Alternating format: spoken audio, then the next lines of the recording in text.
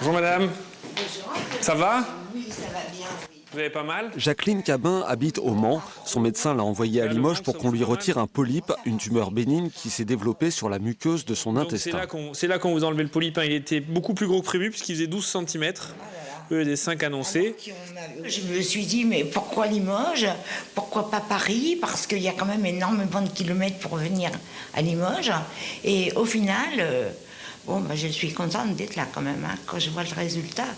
La patiente a en effet bénéficié d'une prise en charge innovante proposée par peu d'hôpitaux. Elle permet de retirer le polype sans chirurgie et en un seul morceau. Son analyse sera ensuite plus efficace et pour le patient, c'est sans risque et sans douleur. Le geste s'appelle la dissection sous muqueuse. On va consister à injecter un produit visqueux qu'on a coloré dans ce qu'on appelle la sous-muqueuse pour surélever la lésion. Une fois que la lésion est surélevée, on la découpe avec un générateur haute fréquence en utilisant une autre technique made in Limoges. N'importe qui aurait ça à faire avec ses deux mains, il écarterait pour couper. Il écarterait avec une main pour couper. Nous, on n'a qu'une main, donc on s'est inventé une deuxième main. Donc en fait, on va accrocher avec une petite agrafe un élastique sur la lésion. On va aller attraper l'élastique et le tendre en face, comme s'il avait une deuxième main qui nous tendait la pièce en face. Donc ça, c'est une invention limougeaude qui est maintenant utilisée en France partout et dans de plus en plus de pays d'Europe et du monde. La technique rend le CHU attractif pour les patients, mais aussi pour les futurs médecins. Ils viennent de toute la France pour se former, comme cet interne toulousain.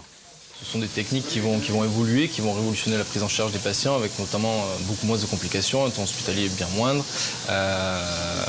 et puis une prise en charge de lésions de plus en plus grosses qui avant se prenaient en charge chirurgicalement, qui vont se prendre en charge de façon endoscopique, et donc un bénéfice pour les patients et la société.